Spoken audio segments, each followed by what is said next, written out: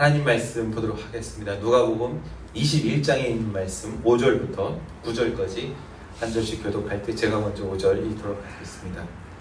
어떤 사람들이 성전을 가리켜 그 아름다운 돌과 헌물로 꾸민 것을 말하매 예수께서 이르시되 너희 보는 이것들이 나를 이르면 돌 하나도 돌 위에 남지 않고 다 무너뜨려지리라. 그들이 물어 이르되 선생님이여 그러면 어느 때에 이런 일이 있겠사오며 이런 일이 일어나려 할 때에 무슨 징조가 있사오리까? 이르시되 미혹을 받지 않도록 주의하라. 많은 사람이 내 이름으로 와서 이르되 내가 그라 하며 때가 가까이 왔다 하겠으나 그들을 따르지 말라. 다같이 난리와 수요의 소문을 들을 때에 두려워하지 말라. 이 일이 먼저 있어야 하되 끝은 곧 되지 아니하리라. 아멘.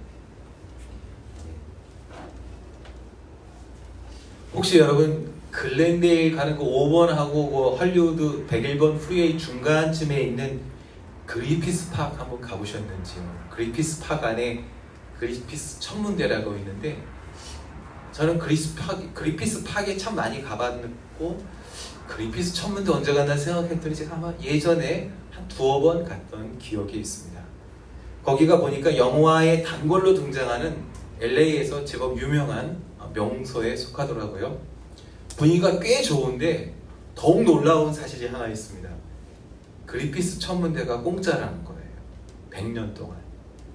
제가 역사를 찾아보니까 그리피스라는 부자가 1896년도에 LA시에 공공을 위해서 기증했는데 자그마치 3,000에이커였습니다.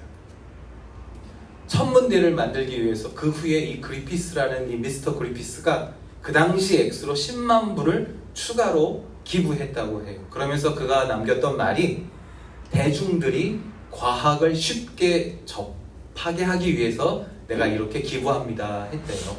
대단하지 않습니까? 자기가 가졌던 부를 자기 혼자만을 위해 쓰지 않고 사회에 이렇게 아름답게 환원하는 모습이 대단한 것 같습니다. 오늘 우리가 읽은 이 본문에도 대단한 기부자가 한 명 등장합니다. 5절 다시 돌아가 보시면 이 기부자는 무려 성전을 기부했습니다. 헤롯 대왕이 기부했던 이 헤롯 성전은 장장 46년에 걸쳐서 완성되었습니다. 70평 규모 남짓했던 솔로몬 왕의 성전보다 2배 이상 큰 규모였고요. 심지어 헤롯은 건축 기간이 너무 오래 걸려서 자기는 그 완성을 보지 못했지만 헤롯 가문은 이 성전 기부 때문에 모든 유대인들에게 특별한 환심을 사게 되었습니다.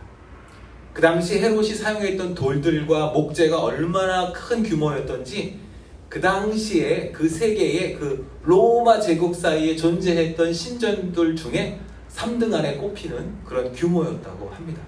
팔레스타인이 조그만 곳이잖아요. 그런데 로마 제국 전체에서도 그 정도 규모가 갔던 것이죠. 지금 예루살렘에 가면 남아있는 그 당시 흔적이 서쪽 벽이라고 아시죠? 통곡의 벽. 그것만 딱 하나 남아있는데 사실 그 벽도 성전의 일부가 아니라 화려했던 성전을 떠받쳤던 축대의 일부분이 아주 일부분이 남아있는 것입니다. 그 정도로 이 헤롯 성전이 큰 규모였으니 그 당시 2000년 전의 사람들에게는 충격으로 다가왔을 것입니다. 그런데 헤롯이 성전뿐만 아니라 그 성전 안에 대단한 물건들도 기부했었습니다. 대표적인 것이 있는데 6피트 높이의 황금 포도나무를 헌물했다고 해요. 저보다 조금 크네요. 이 성전의 화려함이 얼마나 대단했던지 그것을 바라보던 어떤 제자가 예수님 앞에 호들갑을 떠는 거예요. 6절 말씀해 보시면 예수님께서 그 제자의 질문에 제자의 감탄에 아주 황당한 대답을 내놓으십니다. 곧 어떤 날이 다가올 것인데 돌 하나도 남지 않는다. 싹 다 무너진다. 당황케 하십니다. 사실 이 이야기에는요 3명의 등장인물이 있습니다. 첫 번째가 바로 헤롯 왕, 그리고 1절에 나오는 부자들이 있겠죠.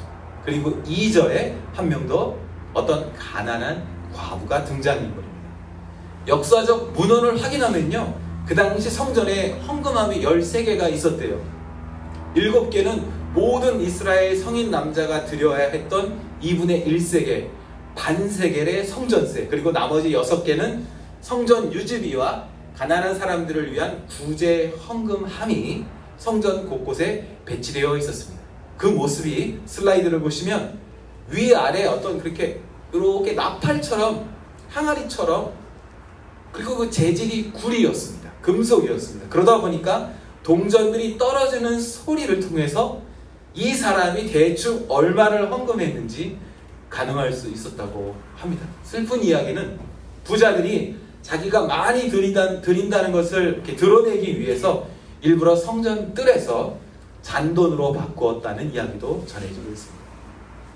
같은 이야기가 마가복음 12장에도 기록되어 있습니다. 마가복음 12장 41절 말씀을 보시면요, 부자들이 넉넉히 드렸는데 그 드리는 모습이 마치 도박장 슬롯머신에서 동전들이 툭툭 이렇게 퉁퉁퉁퉁 떨어지듯이 많이 넣었고, 42절에 가난한 과부는 딱 동전 한 입 톡 부끄러운 소리와 함께 넣었다는 것을 우리가 알 수가 있습니다. 한 렙돈으로 한 세겔을 만들려면 64개가 필요했습니다. 64분의 1의 가치였습니다. 오늘 예수님께서 이 3명의 기부자, 헤롯, 부자, 그리고 과부를 우리에게 비교해 주시는데, 이 3명의 기부자 중 누가 진정한 예배자이고 누가 진심으로 헌금을 드렸는지를 확인하는 건 너무나 쉽습니다. 너무나 뚜렷하게 이 말씀을 통해서 우리에게 알려주십니다. 오늘 본문에서 중요한 한 단어가 등장하는데, 다음 슬라이드를 보시면 본다라는 단어입니다. 본다. 마가복음이 좀 더 자세하게 기록하고 있기 때문에 마가복음으로 제가 보고 있는데, 41절에 그리고 13장 1절에도 2번에 걸쳐서 본다라는 동사가 반복되고 있습니다. 그런데 이 두 동사가 그 의미가 완전히 다릅니다. 41절 예수님이 본다의 그 원래 그 원어적인 의미는 어떤 목적을 가지고 내가 살펴보았다, 지켜보았다라는 의미입니다. 그러나 13장 1절에 제자들이 보았다라는 것은 그저 눈에 보이는 대로 그냥 보았다는 그런 의미입니다. 다음 슬라이드 보시면 마가복음 12장 41절에 예수님께서 그 목적을 가지고 살펴보시는 그 모습을 우리가 관찰할 수가 있습니다. 예수님께서요, 그 헌금하는 사람, 그 어떤 과부를요, 그냥 지나가시다가 우연히 보신 게 아니었어요. 헌금함 앞에 마주 앉으셔서 도대체 사람들이 어떠한 태도로 헌금함에 헌금을 드리는지를 주님께서 관찰하셨다는 것입니다. 주님께서 헌금 액수뿐만 아니라 의도를 가지시고 기부자의, 헌금자의 태도를 보셨다는 것입니다. 반대로 제자는 무엇을 보았습니까? 다음 슬라이드 13장 1절 하반절을 한번 다 같이 읽어보도록 하겠습니다. 13장 1절 시작. 제자 중 하나가 이르되 선생님이여 보소서, 이 돌들이 어떠하며 이 건물들이 어떠하니?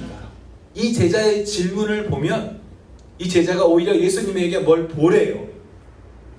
이것 좀 보세요 요구하는 것입니다. 종교가 하나님께 행동 지침을 내리는 것입니다. 이 질문을 통해서 그 제자가 가진 관심과 이 제자의 가치관을 우리가 살펴볼 수가 있습니다. 2절 말씀도 다 같이 읽어보겠습니다. 시작. 예수께서 이르시되 내가 이 큰 건물들을 보느냐? 이 큰 건물들을 보느냐? 제가 한번 바로 이 통곡의 벽 위에 건축된 황금돔, 그 블루 모스크에 들어가 본 적이 있습니다. 그때 황금 모스크 안에 들어가 본 적이 있습니다. 그때는 쉽게 들어갈 수 있었는데 지하실에 가면요, 어떤 큰 바위가 있어요. 모슬렘들은 어떻게 생각하냐면 아브라함이 이삭이 아니라 이스마엘을 그 바위 위에서 하나님께 바치려 했다. 그래서 그 바위를 크게 기념하며 프로텍트하고 있습니다. 바로 그 바위 위에 지어진 것이 황금돔 사원인데, 제가 그 모스크 안에 한번 가운데 혼자 앉아보았습니다. 저한테 큰 관심을 두지 않기 때문에 제가 걸어가서 딱 가운데 앉아서 한번 딱 앉아서 기도했던 적이 있는데, 화려해요. 큰 규모입니다. 그 안에 어떤 분위기가 주는 효과가 분명히 저한테 있었습니다. 잠시 뭔가가 저한테 충만해지려고 했었는데 여러분들도 아마 비슷한 경험이 있을 거예요. 어떤 종교적인 건물, 큰 어떤 건물 안에 들어갔을 때 자기도 모르게 그 건물이 주는 분위기에 영향을 받는다라는 것을 느껴보신 적이 있으실 것입니다. 그러나 사실 그것은 영적인 능력은 아닙니다. 바로 주님께서 질문하십니다. 제자들이 바로 그런 사람이 느끼는 어떤 감정, 어떤 종교의 건물이 주는 어떤 그 분위기에서 분위기를 바라보는 제자에게 주님이 내가 이 큰 건물들을 보느냐라고 질문을 하십니다. 오늘 주님께서 바로 우리에게도 똑같은 질문을 주시는 거예요. 내가 이 큰 건물들을 보느냐 아니면 성전의 주인 되신 하나님을 보느냐. 신전이 주는 효과, 종교가 주는 효과에서 위로를 얻는가 아니면 하나님의 영에 의하여 충전되고 있는가 물으십니다.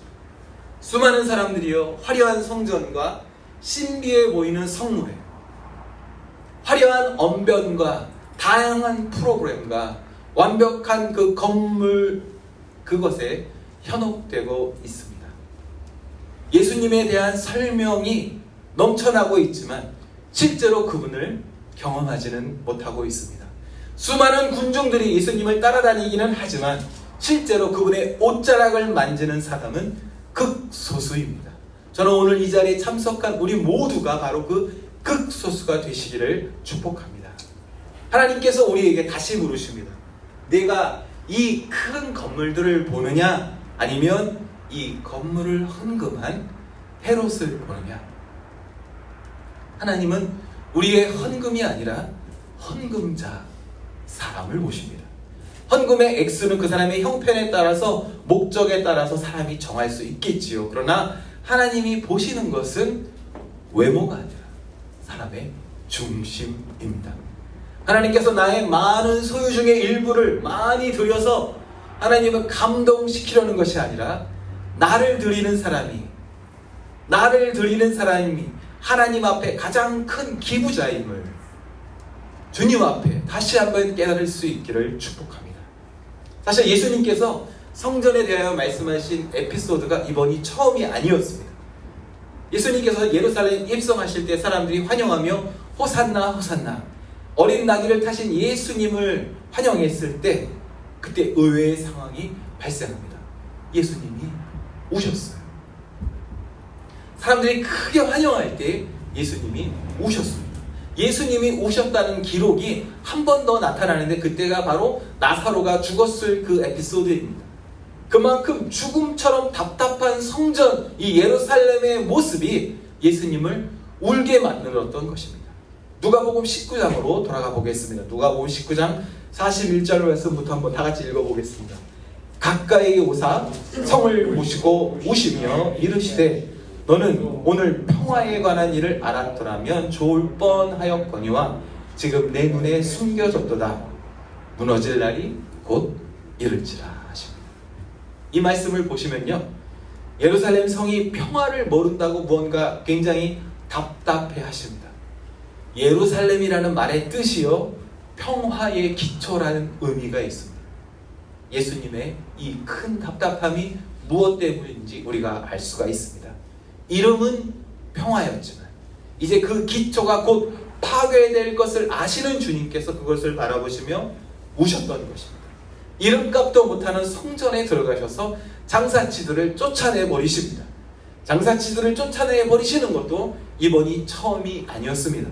요한복음 2장에 보시면 예수님 사역 초기에 그때도 아주 비슷한 일이 있었어요. 다 같이 한번 읽어보겠습니다. 16절 내 아버지의 집으로 장사하는 집을 만들지 말라. 그렇게 말씀하시고 싹 다 엎어버리십니다. 그때 사람들이 도대체 왜 이러냐고 질문할 때 19절 대답하십니다. 다 같이 예수께서 대답하여 이르시되 너희가 이 성전을 헐라 내가 사흘 동안에 일으키리라. 사람들은요 46년 동안 걸쳐서 완성된 이 위대한 건축물 예수가 잘 모르고 헛소리 한다고 생각했었지만 21절 말씀 다 같이 읽어보겠습니다. 시작. 그러나 예수는 성전된 자기 육체를 가리켜 말씀하신 것이라. 결국 이 예수님의 경고처럼 성전이 싹 다 무너져 버립니다. 사람들은요, 이 큰 흰 대리석과 6피트 황금 포도나무 같은 성물들을 주목하여 보았지만 예수님은 이 성전의 본질을 꿰뚫어 보셨어요. 그 심판의 날이 다가오는데 10년이 채 걸리지 않았습니다. 솔로몬 성전보다도 화려했던 이 헤롯의 예루살렘 성전이 존재했던 시간은 겨우 7년, 8년 남짓했습니다. 건물의 존재가 하나님인 것처럼 뽐내고 있었지만, 수많은 사람들에게 영향력을 주는 것처럼 보였지만, 많은 사람들에게 중심에 서서 마치 리더인 것처럼 보였지만, 그 건물의 실체는 그저 큰 돌덩이였습니다. 결국 예언처럼 돌 위에 돌 하나도 남지 못했습니다. 디도 장군이 반역을 획책한다고 생각했기에 유대인들에게 본보기를 보이기 위해서 유대인의 심장이었던 이 성전을 갈갈이 흩어놓습니다. 짓밟아 버립니다. 그리고 티도 장군이 이 성전의 아름다운 돌들을 옮겨서 로마의 다른 신전을 건축하는 데 사용해 버립니다. 우리가 신뢰하고 감동받고 자랑스러워하던 우리의 위대함은 그저 큰 돌덩이 밖에 안 된다는 것을 우리가 깨달아야 합니다. 우리가 자부하던 교회, 우리가 자랑스러워하던 그 프로그램, 우리가 존중하던 영적 지도자, 그 목사님 중심이 될 수 없습니다. 교회의 본질이 될 수 없습니다. 예측하지 못한 어떤 날 허무하고 허무하게 예수님의 경고처럼 싹 다 무너져 내릴 것이기 때문입니다. 한 곳에서는, 이곳에서는 큰 기둥처럼 보였지만 힘없이 옮겨져서 저 이방 로마의 신전에서 기둥 노릇하는 그 우스꽝스러운 모습으로 변할 수도 있다는 것입니다. 사람이 만든 것은 돌무더기일 뿐입니다. 그 아름다운 돌들이, 그 큰 규모의 웅장한 규모의 돌들이 본질일 수가 없습니다. 오직 산돌이신 예수님만이, 오직 성전 되신 예수님만이 우리의 영혼을 살리신다는 이 변함없는 진리를 믿으시기를 축복합니다. 아멘. 제가 사역하던 몽골은 티베트 불교 국가입니다. 그런데 특이한 점이 한국처럼 큰 절들이 별로 없어요. 몇 개 있는데 그 절에 가보면 불공을 드리는 스님보다는 입장료 받는 스님만 볼 수 있는 것 같아요.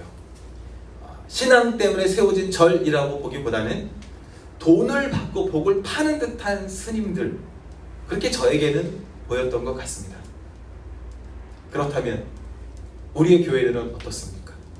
큰 규모, 화려한 인테리어, 엄청난 소리의 사운드 시스템과 번쩍번쩍하는 조명과 어떤 LED 스크린들 속에서 마치 솔로몬의 성전을, 헤롯의 성전을 재현하는 분위기 같은 그 경건한 분위기를 만들려 하고 있지만, 글쎄요, 우리가 우리의 눈으로 도대체 어떤 교회를 보고 있나요?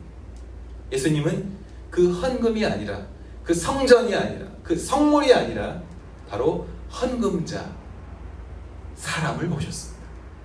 모든 사람들이 이방인 헤롯이 이 헌금, 이 성전을 헌금했기 때문에 입을 딱 다물고 이방인을 유대의 통치자로 인정해버렸습니다. 헤롯은 이 성전을 유대인들에게 선물해 주고 나서 더 많은 세금을 거두었고, 또 로마 제국은 헤롯이 바치는 이 넉넉한 세금 때문에 서로 타협하게 되었습니다. 아름다운 성전을 가지고 있었지만, 겉으로 보기에는 훌륭해 보이고 거룩해 보였지만, 이 모든 것이 냄새나는 사람의 비즈니스였던 것입니다. 주님의 사랑하시는 형제자매 여러분, 기억하십시오. 종교는 신전을 세우고 믿음은 신전을 허물게 됩니다. 우리도 우리의 성전을 허물어야 합니다. 나도 모르게 쌓아 올렸던 나의 바벨탑들이 주님 앞에서 허물어져야만 합니다. 제가 예전에 어떤 목사님에게 명함을 받았었는데 그 뒤에 여러 가지 직함이 빼곡하게 쓰여져 있었는데, 지금도 잊지 못하는 그분의 경력이 하나 있었습니다. 40일 금식 3회 라고 쓰여져 있었습니다. 그분은요, 그 내용이 참 자랑스러우셨는지 모르겠지만 더 웃겼던 것은 그분이 마른 분이 아니셨다는 것입니다. 자랑스러운 나의 성전은 무엇일까요? 모태신앙일까요? 우리 아버지가 목사라는 걸까요? 내가 선교사로 섬겼다는 것일까요? 아니, 난 그 자랑하는 거 아니야. 자랑하려고 이러는 거 아니야. 그냥 나는 이름도 없이 빚도 없이 섬겼어. 그냥 명함 뒤에 앞에도 아니잖아. 나에게는 자랑스러운 성전이지만 남이 보면서 비웃고 예수님 보시며 통곡하시는 평화를 모르는 평화의 기초인지 우리 스스로 말씀 앞에 돌아보아야만 합니다. 오직 예수님만이 3일 안에 다시 지어지는 진실한 성전이십니다. 사람의 힘으로 세우려 한다면 그 건물은 모래 위에 세워진 사상 누각일 뿐입니다. 아무리 아름다운 대리석과 황금으로 치장한다 할지라도 하나님 원하시는 모습이 아니면 이제 곧 무너져 버릴 것입니다.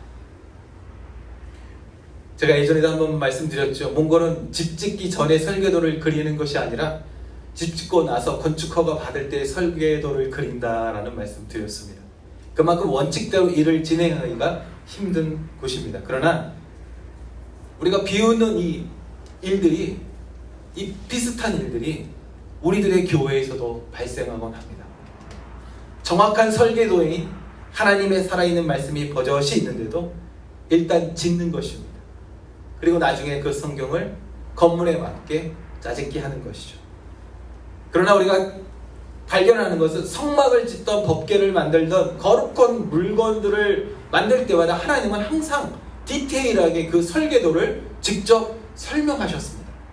그런데 여러분 한번 상상할 수 있겠습니까? 하나님의 신실한 종 모세가 또 여호수아가 솔로몬이 하나님께서 주셨던 그 디렉션대로 받은 설계도대로가 아니라 자기 마음대로 그것을 지었다면 어떤 결과가 있었겠습니까?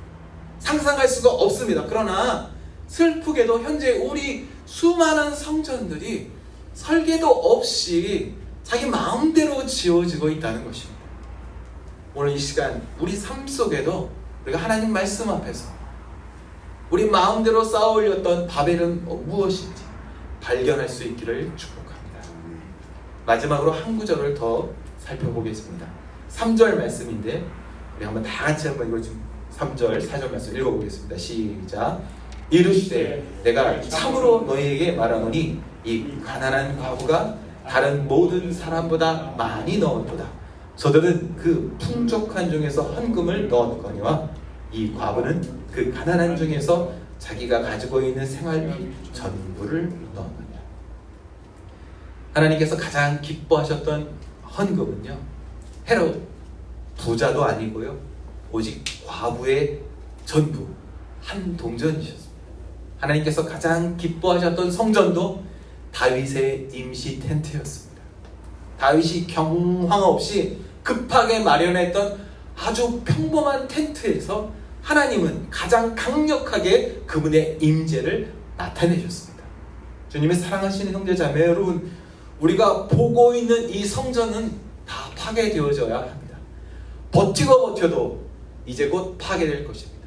지금은요, 우리가 성전 건물을 자랑할 때가 아니에요. 이제 주님 곧 오시는 마지막 때임을 기억해야만 합니다. 우리의 교회 조직이 영원할 수 없습니다. 우리의 종교도, 우리의 건강도, 우리의 건물도, 우리의 명예도 영원할 수는 없습니다. 지금이 마지막 때이기 때문입니다. 교회라면, 성도라면 주님 오시는 그 종말을 예비해야만 합니다. 하나님 받으시기에 기뻐하시는 한 동전, 그 전부를 주님 앞에 드리시기를 예수님의 이름으로 축복합니다. 아멘. 우리 잠시 머리를 숙이고 하나님 말씀 조금 더 마음속으로 들어보도록 하겠습니다.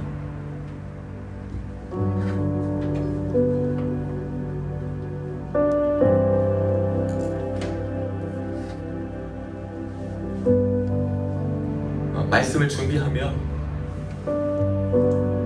예수님이 또 채찍을 들고 우리 예배당에 들어오시면 그런 장면이 떠올려졌습니다. 우리들이 드리는 이 예배, 신령과 진정으로 드려져야만 하는 이 예배에 혹시 예수님 들어오셔서 채찍으로 다 엎어버리시면 그런 두려움이 저에게 있습니다. 저와 여러분의 삶 속에 더 축복받고 더 안정되는 것이 아니라 무너질 것에 소망 두지 아니하고 중심 되신 근본 되신 예수님 앞에 주님 오시는 그 순간까지 준비되시기를 축복합니다. 우리가 언제까지 그 흰 대리석과 황금 포도나무를 자랑하겠습니까? 언제까지 작은 동전으로 바꾸어서 헌금함의 동전을 떨어뜨리겠습니까? 우리가 드리는 헌금은 나팔 모양의 헌금통이 아니라 하나님이십니다.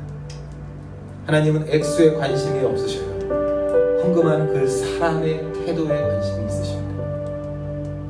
세 사람의 기부자를 비교하신 예수님께서 곧 닥쳐올 예루살렘 성전과 또한 우리 삶의 마지막을 중복하여 이야기하십니다.